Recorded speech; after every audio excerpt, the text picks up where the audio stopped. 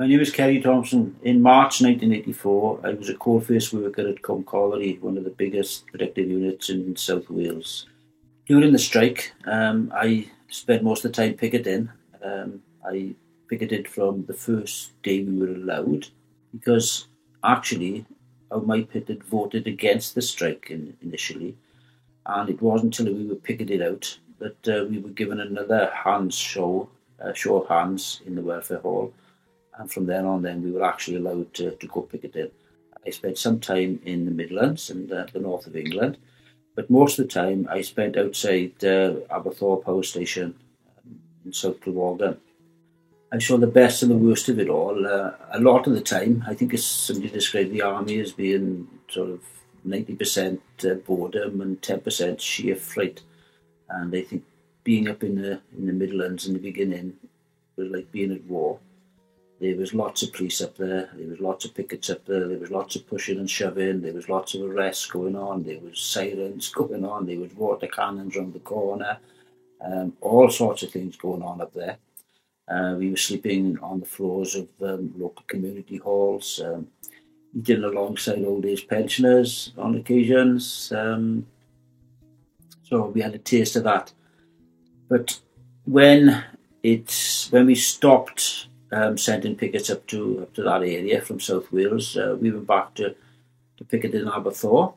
And that summer of that year, the July on, was a rather nice summer. What my grandfather called strike weather, because apparently that's what the weather had been like in 1926.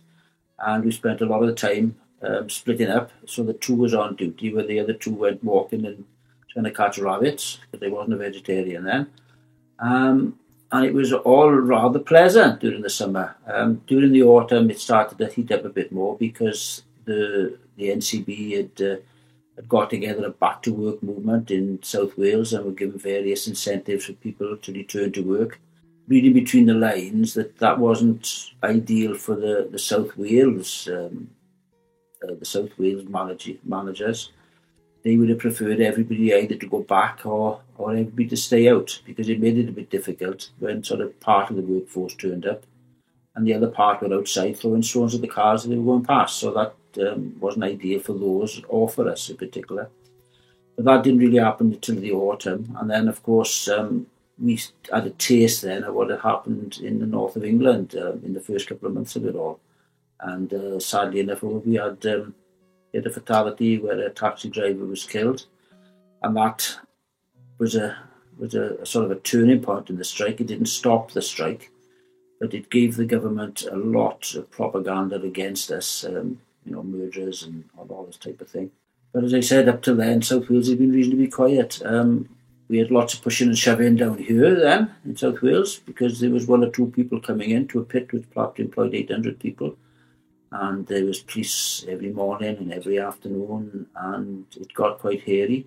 Christmas time was probably the best Christmas I think most mine workers had ever spent, because there was lots of help coming in from all over the country and over the world, and they made sure that all our children had a reasonably good Christmas.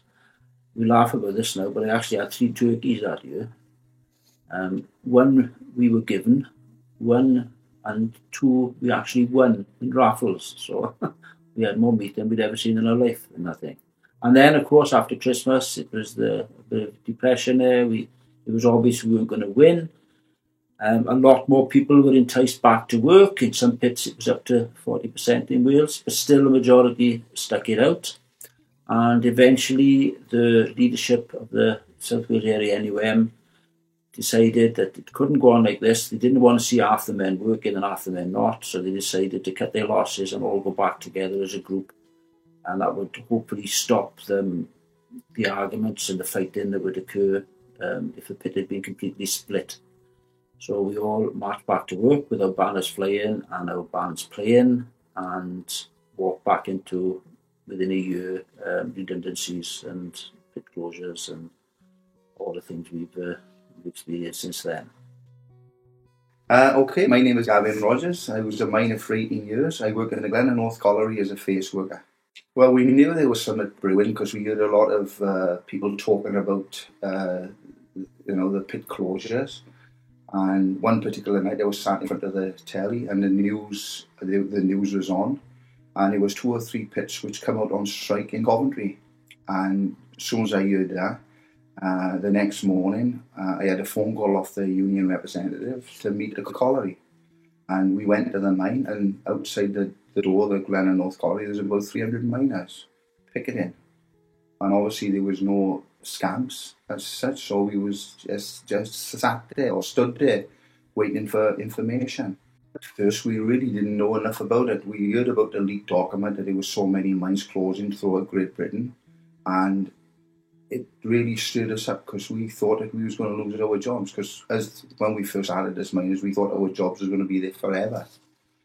But as soon as we heard this leaked document, we was very, very determined to fight for our jobs. Within the first week of us coming out on strike, we was meeting at Newbridge Miners Welfare every morning at 9 o'clock. And then the union representative was to give us positions where to go picketing. And my first picketing exercise was to Coventry, Dormill Colliery.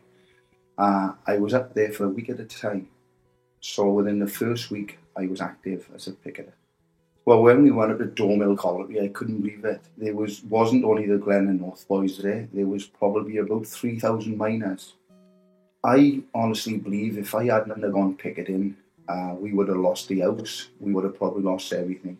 I was a young man. I had 3 young children. The one was born in the strike. The youngest boy was born in the strike.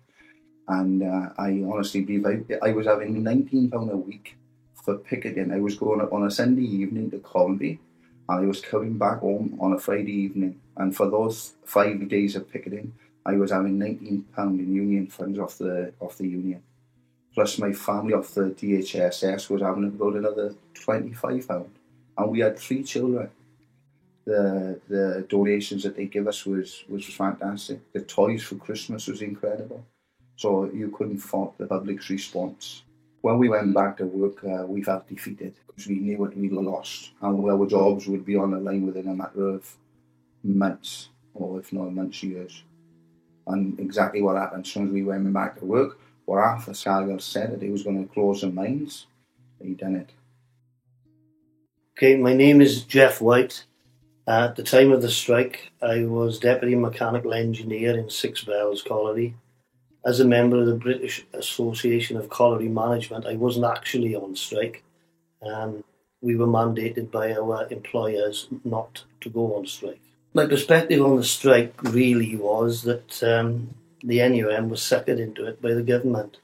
I think they were totally prepared, although they probably didn't anticipate it going on so long. They were totally prepared manpower-wise, and they'd flooded the country with stocked coal, and were waiting for something like this to happen. All the NUM did was follow their leaders. And I think that Mr. Scargill, who I met on several occasions, was a little bit politically naive at the time and walked straight into the trap that Mrs. Thatcher set for him. Of course, during the time they were on strike, and bear in mind I had 2 brothers who were on strike. Fortunately, it hasn't split our family as it does with a lot, but I was very sympathetic with the fact that they weren't allowed to work. I've seen quite a few families, and if you read the newspapers, you'll find it's even more prevalent in places like Yorkshire. But down here, I know several families with brothers and fathers and sisters have not spoken for the 25 years since the strike. The people in the NUM at Six Bells expected us to work. They were told on day one in a meeting with the manager that we were told we had to work. They accepted it because they wanted pits to come back to, and as long as we didn't overdo it and try and do their work. We maintained our presence to safety cover. They were quite happy with us. I probably think that the government at the time achieved everything that they wanted to out of the strike. I don't know that they were that concerned about individual details, but I think they wanted to take on one of the strongest unions in the country and demonstrate, as they did with the steel industry before it, that the NUM and unions in general could no longer hold the country to ransom. I think in this they succeeded. She brought Ian McGregor in from America, set him on Steel Workers Union, and then set him on the miners. He was here for a purpose. He succeeded and was probably adequately rewarded for it. Ultimately, I think we are where we were always going to be. There were very few collieries left, because after the strike they developed an even better and simpler plan for closing collieries. They didn't care if a colliery made a profit or a loss. If it made a profit, it would stay open. If it made a loss, they would close it. And it was down to the men to do it. If they wanted to get rid of a particularly annoying colliery, if that's the right word, they would overload it with men from other collieries who didn't want to go there. The fact there were too many men there made it even more unprofitable. So the end result was that another colliery closed and even more people were made redundant. The fact that many people liked working in collieries and didn't like working in factories meant that times weren't quite so happy. They were now going to work not as part of a community, they're going to work simply to earn a living and to provide for their families. My name is Paul. I used to work at Roseworth Mine, or Abertillery New Mine, and my job was a mechanic. Well, we knew the strike was looming, and we knew we'd be on strike the following day. The colliery I worked at was not a particularly militant mine, so everybody turned in for work, and the following day then we were picketed out by a group of pickets from other collieries. I didn't have any involvement in the picketing. My time was spent mainly doing a lot of fishing, fly fishing at the time, because I would sell my fish and I would help to pay the odd bills, because at that particular time I just got married at the very start of the strike, and times were very difficult. We didn't get any money from anybody. Obviously my parents tried to help me a little bit, but the mortgage went over £1,000 in arrears in this process of the strike. Just paying interest only, they allowed us to do that. And what did help was every Thursday we had to go up to Stute, our institute, and pick up a food parcel. And that's when we met everybody, and obviously heated discussions and talking about the strike that happened on Thursday. I didn't want to go back to work, obviously, because we was on strike and nobody wanted to cross picket lines.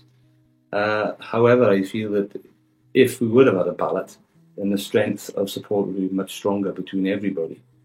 Because my own feelings were that with Nottinghamshire, most of Nottinghamshire still working, it made their life much difficult with them producing coal. Because it's like going to a war and you've got 30-year troops back at home. You know, they were still producing coal for all the big power stations in the Midlands. And without total support, I feel we've got a bit of a sticky wicket from the beginning. Regarding incentives going back to work, the coal board, they tried a few tactics. Because at that time, of course, we had no coal or anything we had free coal. We had none of that being delivered to the house. And at the time, to keep my Parkway fire going, I used to go to local furniture factories or asking people for any spare wood. I used to chop it up, put it on the fire. It was a Parkway with the glass. The glass used to smash and get dirty all the time, and the house was full of smoke. I was burning old bits of furniture and just trying to get some heat in the house. So one of the incentives they actually done, they come up with saying that anybody go back to work and you will have your coal within 2 days.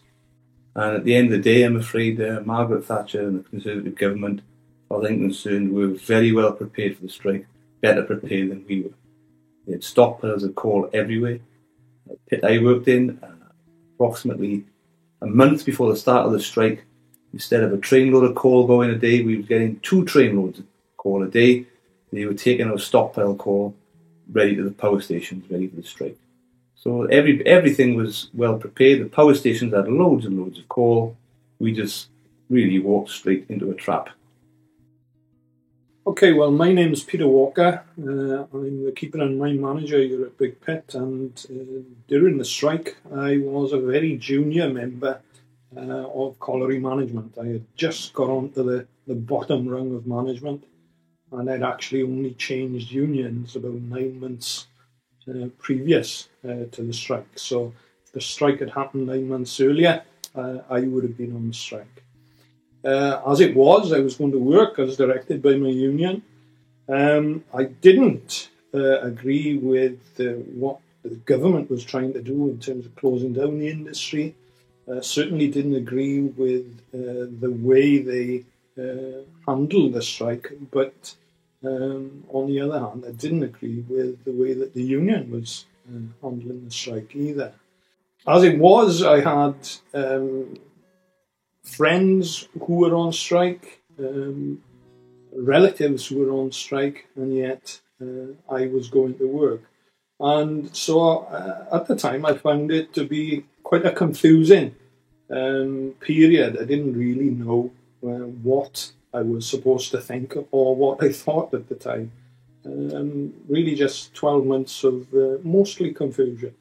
Well, I had a strike of two halves, if you like, possibly three even. During the first part of the strike, the first couple of months of the strike, I was actually still in college, finishing my last year in college. And so I came back to the pit in the summer after the strike had been going for a couple of months. And there was no hassle whatsoever. I was then a management trainee at Lady Windsor Colliery, and no problems whatsoever. We just found work to do, or the boss found us work to do during the summer. Did various things, inspections underground to see how the pit was coping, covering pumps, etc. on weekends, that sort of thing. No hassle whatsoever, and it was only towards the end of the strike when one or two people came back to Lady Windsor that I even saw a picket. I didn't see a picket for most of the time, and the only pickets I saw were on the TV.